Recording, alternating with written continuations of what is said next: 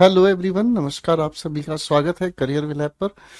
मैं आप सभी का गोपाल वर्मा आप सभी का दिल से स्वागत करता हूं। Hariom Deshraj. Hello hello hello Deendayal साहब, कैसे हैं आप सभी लोग? अच्छे हैं। आइए शुरू करते हैं सफरनामा मॉक टेस्ट 31 के साथ। हम आप सभी के साथ मिलकर टोटल 50 हम आप सभी के साथ मिलकर टोटल 50 मॉक करने वाले हैं कंप्लीट, जिसमें 31 आज हम कर लेंगे। इसके अलावा हम लोगों ने आप सभी के साथ टॉपिक वाइज काफी सारे क्वेश्चंस किए हैं। तो अब आप नजदीक हैं अपने इस टॉपिक के, इस प्रैक्टिस बैच के कंप्लीशन पर। लगातार मेहनत करते रहिएगा, रिवाइज करते रहिएगा। आपको बताना है इनमें से कौन सा स्पेलिंग जो है वो गलत है। आपको ध्यान से देखकर मुझे बताना है इनमें से कौन सा स्पेलिंग जो है वो गलत है। एग्जैस्परेशन का मतलब होता है एग्रावेशन, भड़क। एग्रावेशन एग्रावेशन का मतलब होता है जब आप किसी के ऊपर अपना गुस्सा दिखाने का काम करते हैं। ठीक है, यानी कि इसी को इरिटेशन भी आप कह देते हैं। इरिटेशन, थोड़े सिनोनिम्स भी याद कर लेंगे मेरे बच्चे। ठीक है।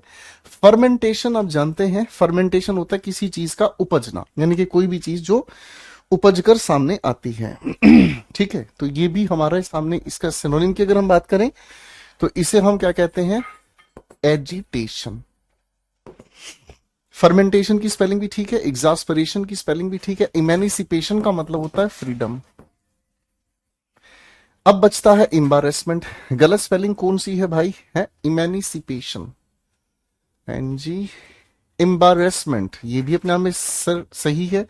एम्बारेसमेंट का मतलब होता है शर्मिंदगी। बताना बेटा कौन सी स्पेलिंग गलत है? इमेनिसिपेशन।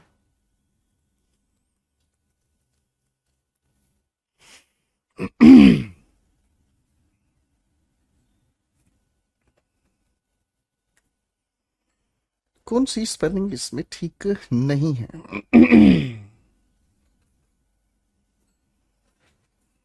इमेंसिपेशन में आई की स्पेलिंग, यहां से आई हटेगा। ठीक है, emancipation. When you look down at the earth from above, जब आप धरती की तरफ देखते हैं ऊपर से, what you see is a beautiful round thing that has craters, mountains and streams of water. इस लिखे वाक्य में आपकी तरफ से कोई एरर है? हम्म, बताओ। तो जब आप ऊपर से इस धरती की तरफ देखते हैं, आपको क्या दिखाई देता है? एक गोल आकार की वस्तु दिखाई देती है जिसपे क्रेटर्स है, mountains and streams of water. तो स्ट्रीम्स और वाटर दोनों एक साथ ठीक नहीं है। या तो आप कह दीजिए इन सभी को हटाकर ओशियंस, या सिर्फ और सिर्फ लिख दीजिएगा स्ट्रीम्स, या फिर आप लिख सकते हैं इन सभी को हटाकर वाटर बॉडीज। ठीक है, तो इसमें इसको आप ठीक करेंगे, है स्ट्रीम्स ऑफ वाटर। ठीक है। अच्छा चलो, ये तो खैर फिर भी चल जाएगा। सुपरफ्लोस की बात हम बाद में। सुपरफ्लोस एक वीक एरर होता है, लेकिन लुक डाउन, लुक डाउन की अगर हम बात करते हैं तो लुक डाउन का अर्थ होता है जब आप किसी को हीन भावना से देखते हैं, किसी को नफरत की दृष्टि से देखते हैं। तो लुक डाउन की जगह सिर्फ look at the earth from above. Down लिखने की बात यहां ठीक नहीं है। अगले प्रश्न की तरफ चलते हैं। वैसे सुपर फ्लो से स्ट्रीम्स ऑफ वाटर हटाकर हमें ओशियन, स्ट्रीम्स या वाटर बॉडीज लिखना ठीक है। ये अगर आपके लिखे हुए वाक्य में मेरे बच्चों कोई भी क्वेश्चन जो सुपरफ्लोस एरर आपको बता रहा है, तो सुपरफ्लोस एक वीक एरर होता है। अगर इसके अलावा या इससे पहले कोई और एरर आपको देखने को मिल जाए, उसको ठीक करो। अगर वो नहीं मिलता तब आप इसको ठीक मानेंगे। The audience was greatly impressed though I spoke of the cup. तो इसका मीनिंग क्या होता है? Speak of the cuff. Cuff हम किसे कहते हैं? कफ हम कहने की कोशिश करते हैं, जैसे हमारी ये शर्ट है तो इसका ये वाला जो हिस्सा है इसे हम कफ कहते हैं, इसे हम कफ कहते हैं। ठीक है ना। अब ऑफ द कफ का मतलब क्या होता है? बिना किसी तैयारी के। ठीक है ना, बिना किसी तैयारी के ही मैंने इसको बोलना शुरू किया। ठीक है, लेकिन फिर भी लोग मुझसे मतलब प्रभावित थे। मेरे बच्चों, पैराजंबल का एक क्वेश्चन है आप सभी के सामने, फिर इस लिखे एक्सप्लिसिट का आपको सिनोनिम बताना है।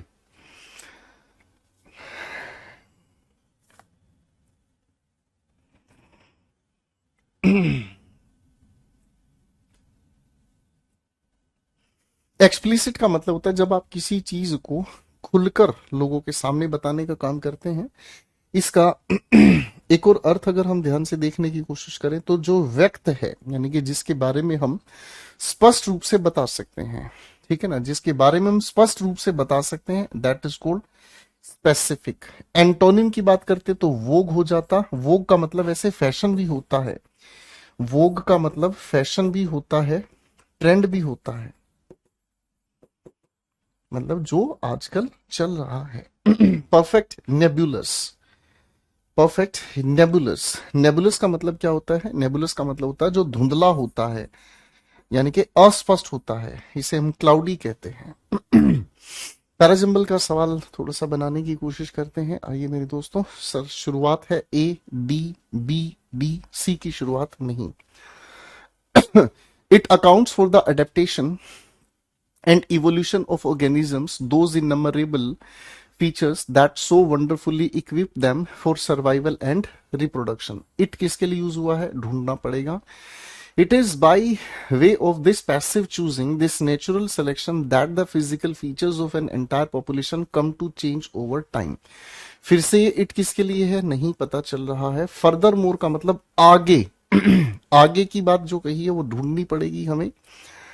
The theory of natural selection is the centerpiece of on the origin of species and evolutionary theory. एक थियरी है, क्या है? नेचुरल सिलेक्शन, प्राकृतिक रूप से चुनने की एक विधि है। यही मुख्य केंद्र है on the origin of species and evolutionary theory की। ठीक है, प्राकृतिक रूप से ही चुनाव किया जाता है किसी भी चीज का। तो डी की शुरुआत से अगर हम आते हैं, ए और बी दोनों बाहर हो गए बाबू। डी के बाद सी है या डी के बाद ए है, ठीक है। डी के बाद सी, फर्दर मोर तो हम तब कहते हैं जब इसके अंदर और इंफॉर्मेशन हम जोड़ रहे हैं।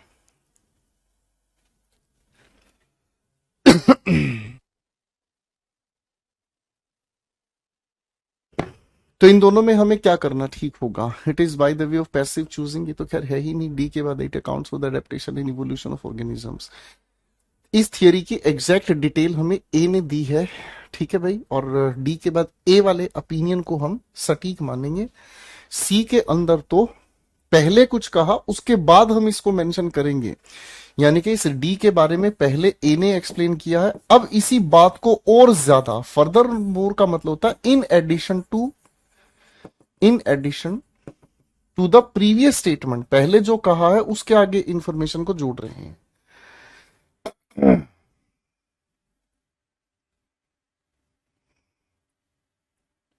इसका इनडायरेक्ट स्पीच बनाना है क्वेश्चन 6 का। 7th में आपको आर्टिकल बताना है जिसमें सही तरह आर्टिकल का यूज हो। विटुपरेटिव का एंटोनिम आपको बताना है। विटुपरेटिव,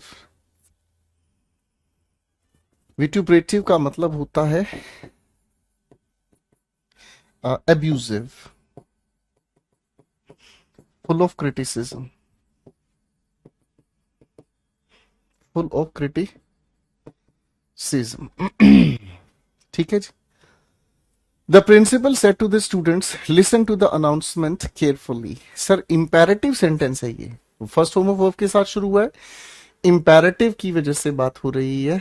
दे शुड का ताल्लुक नहीं, टू टू। ठीक है, सॉरी टू गलत जगह पे है। दैट लिसन आएगा नहीं, तो पहला ही हमारा करेक्ट आंसर है।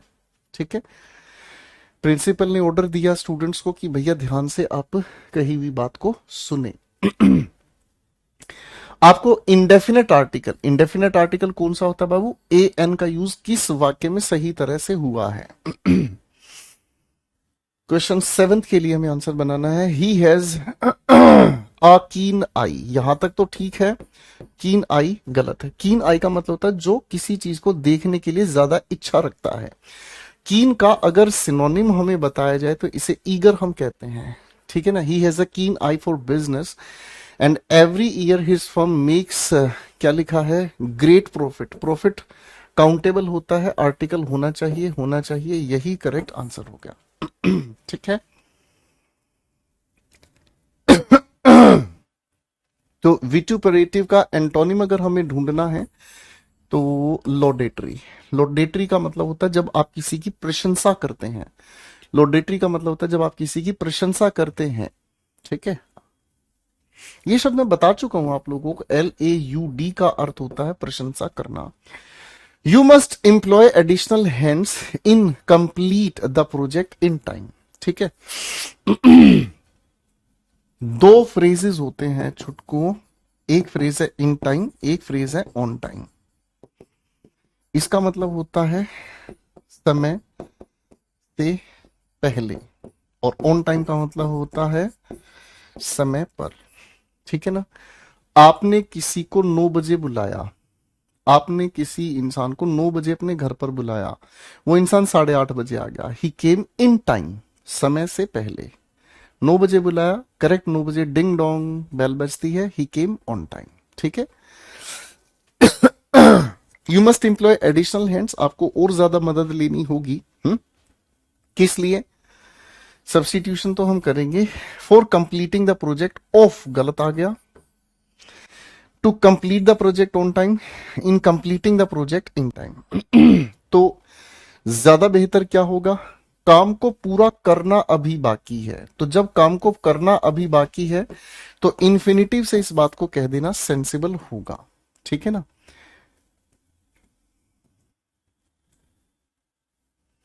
बच्चों इस लिखे हुए वाक्य का पैसिव आपको बनाना है क्वेश्चन। इसके अंदर आपको one word substitution a paradise with perfect bliss आपको बताना है। इसे हम क्या वन वर्ड सब्स्टिट्यूशन देंगे, यहां आपका फिल इन द ब्लैंक्स है क्वेश्चन, और एक ईडियम का मीनिंग बताना है। Give the devil his due, बुरा करने वाले को उसका बकाया देना। बताओ बेटा फटाफट से।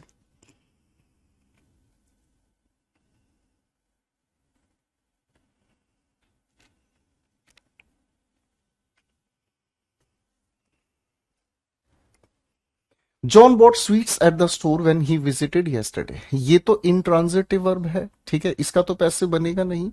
बॉट का पैसिव उठाते हैं वॉज या वर के साथ थर्ड फॉर्म, वॉज या वर के साथ थर्ड फॉर्म, वॉज या वर के साथ थर्ड फॉर्म। आगे की सोचने की जरूरत ही नहीं है। एक ऐसा स्वर्ग जहां हर तरह की, ब्लिस का मतलब होता है हैप्पीनेस, जहां हर प्रकार की खुशी है, उसे हम कहते हैं एलिजियम।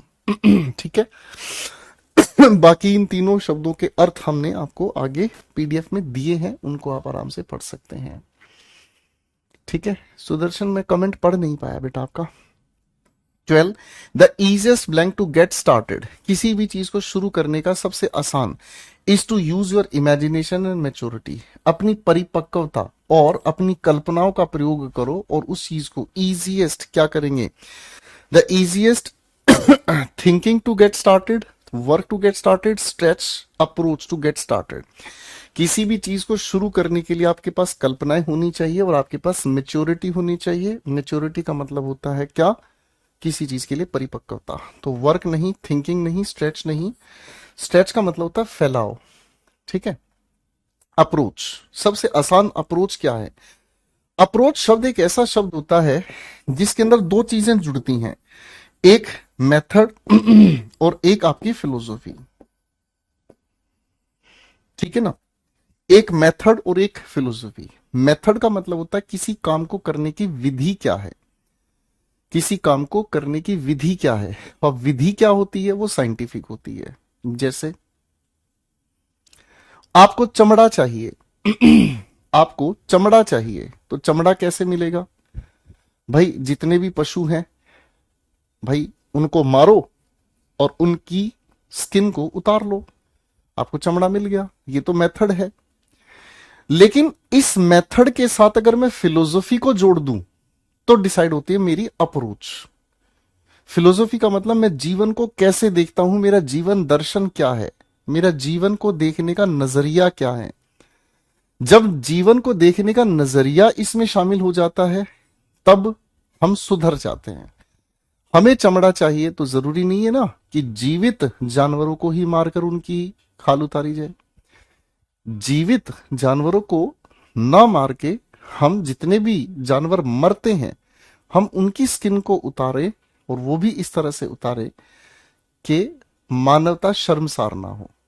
तो ये है क्या, अप्रोच। तो अप्रोच में किसी काम को करने के साथ साथ जीवन दर्शन भी जुड़ जाता है, इसलिए यहां सबसे अच्छा अप्रोच है। To give the devil his due, किसी भी दुष्ट को उसका बकाया देना। तो इसका अर्थ क्या निकल कर आता है, टू बी जस्ट, न्यायिक होना। जस्ट का मतलब होता है न्याय, आप इसे लॉ भी कह सकते हैं। अब जस्ट से कितने सारे शब्द बने हैं, जस्टिस, इनजस्टिस, ठीक है ना। To be just to a person, किसी इंसान के लिए न्यायिक होना, हालांकि वो आपके साथ अच्छा ट्रीटमेंट नहीं किया, वो अच्छा डिजर्व नहीं करता, फिर भी। ओहो, कहाँ भाग गए भाई साहब। क्वेश्चन 14 है जिसका पैराजंबल आपको करना है, 15 है जिसका सिनोनिम आपको बताना है, 16 है जिसकी करेक्ट स्पेलिंग आपको बतानी है। चलिए मेरे भाइयों, फटाफट से आंसर बनाकर दिखाएंगे।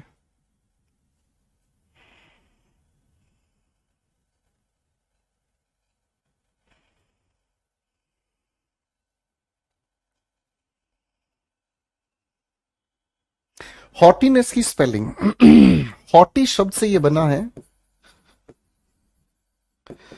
हॉटीनेस की अगर हम बात करें तो इसको हम कहते हैं लॉर्ड ली नेस।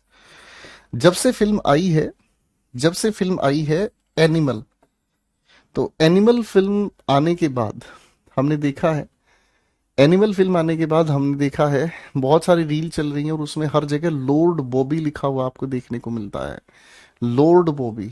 तो ये बेसिकली लॉर्ड का मतलब ये नहीं कि वो मालिक हो गए हैं, ये उनका हॉटी एटीट्यूड है उस फिल्म के अंदर। हॉटी का मतलब क्या होता है, जो एक्सट्रीमली पावरफुल दिखाने की कोशिश करता है, घमंड वाला व्यवहार दिखाता है, एरोगेंट दिखाता है, उसे हम हॉटी कहते हैं। और उसी से हॉटी ने हॉटीनेस बनाया। फ्लिम्जी, ये तो फिल्म है जो आप देखने गए हैं, यहां पर लिखा फ्लिमजी। फ्लिम्जी का मतलब क्या होता है, वीक। अगर सिनोनिम की बात करें तो फीबल, ठीक है जी। ये इसका एंटोनिम है बेटा, स्टडी, और स्टडी का ही मतलब हॉटीनेस भी होता है। पैराजंबल का सवाल का जवाब क्या होगा, आइए बच्चों बनाने की कोशिश करते हैं।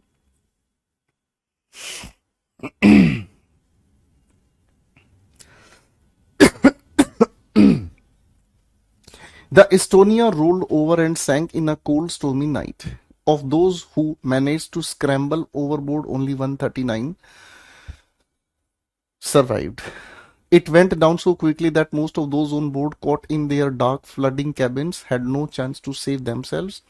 Naval architects never claim that a ship is unsinkable, but the sinking of the passenger and car ferry Estonia in the Baltic surely should have never have happened. Titanic देखी आप सभी ने फिल्म, टाइटैनिक जहाज की सभी को जानकारी है, बताओगे टाइटैनिक कौन से महासागर में डूबा था। बताना मेरे बच्चों, टाइटैनिक कौन से महासागर में डूबा था।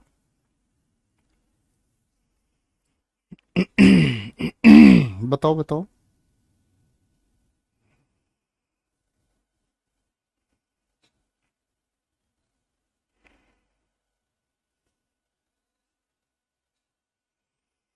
बताओ बेटा बताओ।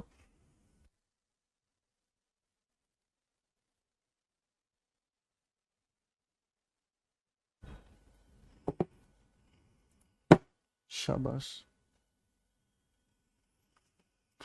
हम्म, पैसिफिक। एक बच्चा प्रशांत लिख रहा है। अरे मेरे बच्चे, अंग्रेजी की क्लास में तो अंग्रेजी में जवाब दिया करो, अंग्रेजी का जवाब अंग्रेजी में दिया करो, अच्छा लगेगा बेटा। पैसिफिक ओशियन वाज दैट, ठीक है ना। और इसको बचाने के लिए आया था एटलांटिस शिप नाम का। तो अब ये वही है कहानी, ये वही है कहानी जिसमें हमें सबसे पहले ये पता चला कि किसी जहाज के डूबने की। तो नेवल आर्किटेक्ट सबसे पहले क्लेम करते हैं, क्या क्लेम करते हैं कि भैया इस तरह का जहाज डूब नहीं सकता, लेकिन इन्होंने कभी इस तरह का क्लेम किया नहीं कि कोई भी शिप अनसिंकेबल है। But sinking of the passenger and car ferry Estonia in the Baltic should have never have happened, ऐसा होना कभी नहीं चाहिए था। अब ऐसा कभी नहीं होना चाहिए था, तो क्या हुआ है, एस्टोनिया नाम का जो जहाज है वो फटाफट से रोल ओवर हुआ, डूब गया ठंडे और तूफान भरी रात के बीच। ठीक है। अब इसी में क्या हुआ है, इसी में ऐसा हुआ कि ये इतनी जल्दी नीचे चला गया कि जो इसके कैबिन्स में था निकल कर भी नहीं आया, और इसमें करीब करीब करीब करीब 139 बचे हैं, बाकी सब मर गए हैं। डीएसी, डीएसी हमारे सीक्वेंस में C4 चाइना के अंदर ही है। ठीक है।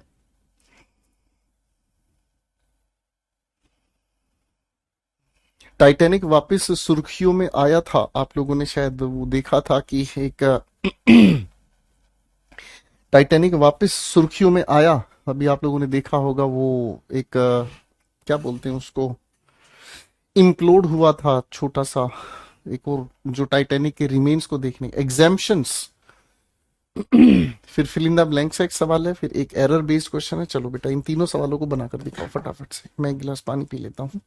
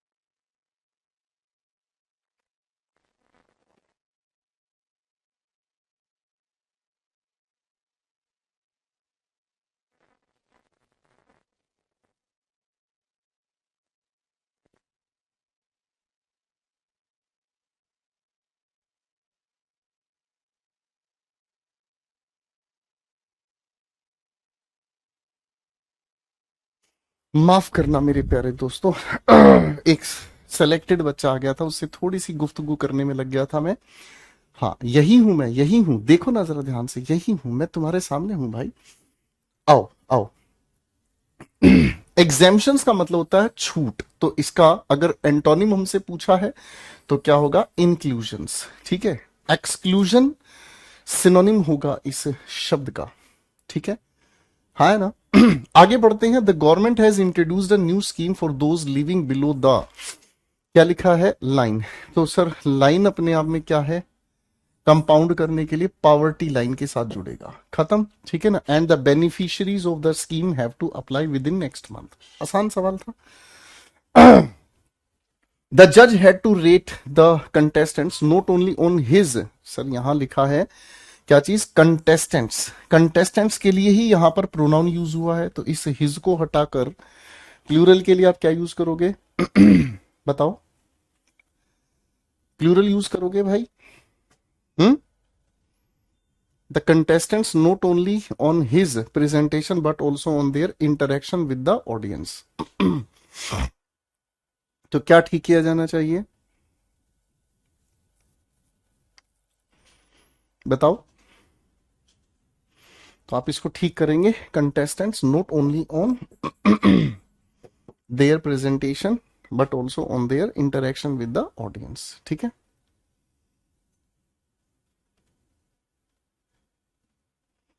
द जज had to rate the contestants not only on their presentation but also on their interaction with the audience. ठीक है, बिल्कुल ठीक है। डी वाले ऑप्शन को ठीक करेंगे हम। अ seat for a passenger on a bicycle और मोटरसाइकिल, ये है आप सभी की मोटर बाइक। ठीक है, ये है आप लोगों की सभी की मोटर बाइक। थैंक यू पानी के लिए। बेटा ऐसे मत करो।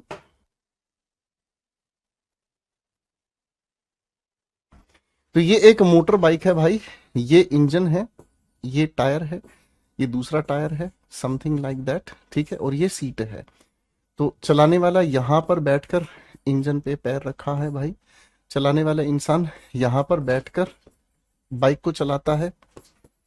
ठीक है, और ये हेलमेट पहने हुए है। तो पीछे वाली सीट को क्या कहते हैं?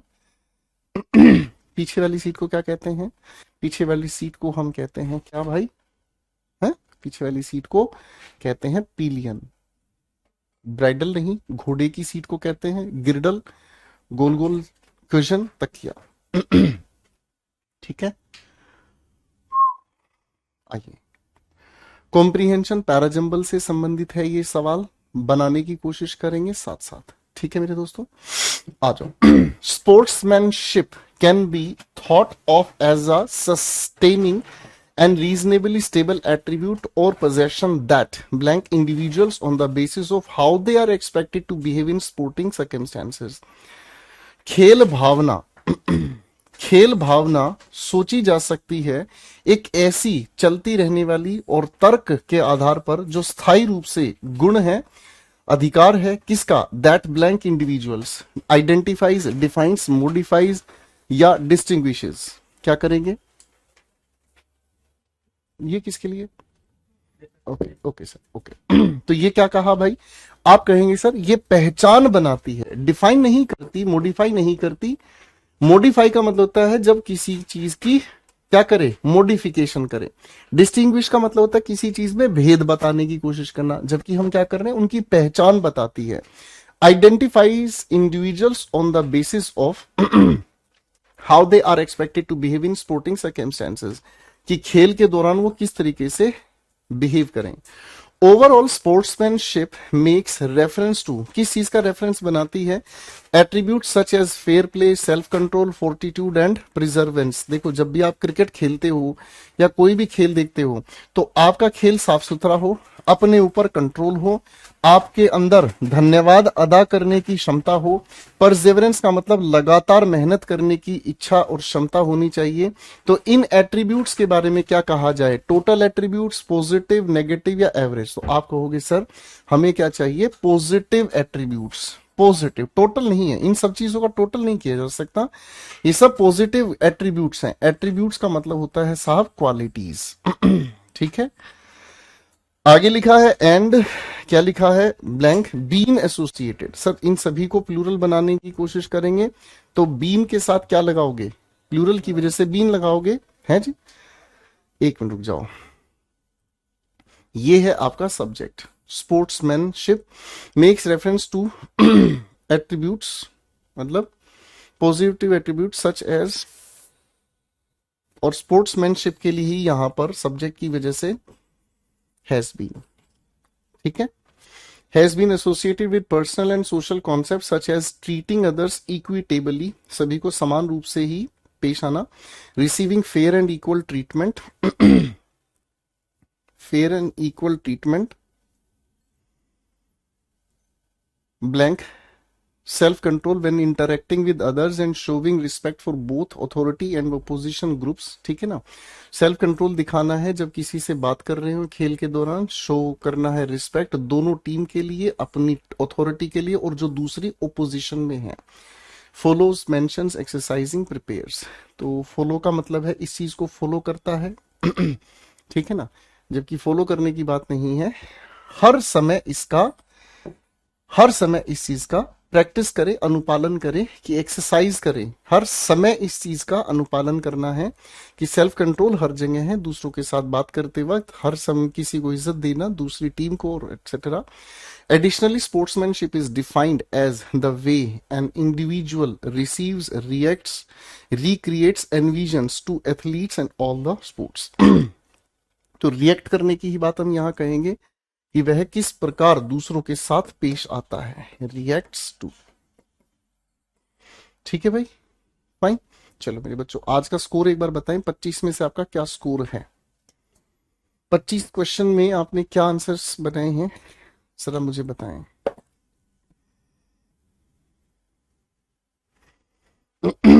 जल्दी आंसर बनाने की कोशिश करें। आज ये जो शब्द थे ये मैंने आप लोगों को उस समय डिस्कस नहीं किए, पर मैं अब चाहूंगा एक बार आप इन सभी शब्दों को देखें। एलिजियम का मतलब होता है अत्यंत खुशी का एक वक्त, माहौल। Epineurium, epineurium, epineurium is an outermost layer of dense irregular connective tissue surrounding a peripheral nerve. ये एक बायोलॉजिकल टर्म है जो हमारी नर्व के बाहरी इलाके को बताती है। एनकोमियम एक ऐसी स्पीच जो किसी की प्रशंसा में दी जाती है, a speech that praises someone, जो किसी की प्रशंसा करती है, दैट इज कॉल्ड एनकोमियम, ठीक है। यूलोजियम किसे कहते हैं, ये एक फॉर्मल एक्सप्रेशन होता है किसी की प्रशंसा के लिए। यूलोजियम अपने आप में शब्द बना है यूलोजी से, ठीक है ना। और यूलोजी होती है क्या, ध्यान से समझना, यूलोजी होती है जब कोई भी लेखक, कोई भी राइटर, कोई भी कलाकार जब मर जाता है तो उसके बारे में अच्छे अच्छे जो शब्द लोग बोलते हैं उसे यूलोजी कहते हैं, ठीक है। तो चलिए खैर, बाकी के बहुत सारे वर्ड्स हैं बच्चे इसमें दिए गए हैं, इनको प्लीज आप थोरोली देख लीजिएगा, बहुत सारे ऐसे वर्ड्स हैं, ठीक है। So thank you so much ladies and gentleman, आज के लिए इतना ही, मिलते हैं अगले प्रैक्टिस सेट में, खुश रहे, मस्त रहें, और जिनके 22 हैं वो बिल्कुल ठीक जगह जा रहे हैं, जिनके 20 से कम हैं वो प्लीज अपने पिछले सारे मुक दोबारा लगाना शुरू कर दें, अच्छे से मेहनत करें, रिवाइज करें और अपनी इंग्लिश एक्यूमेंट से भी पढ़ें। Bye everyone, take care.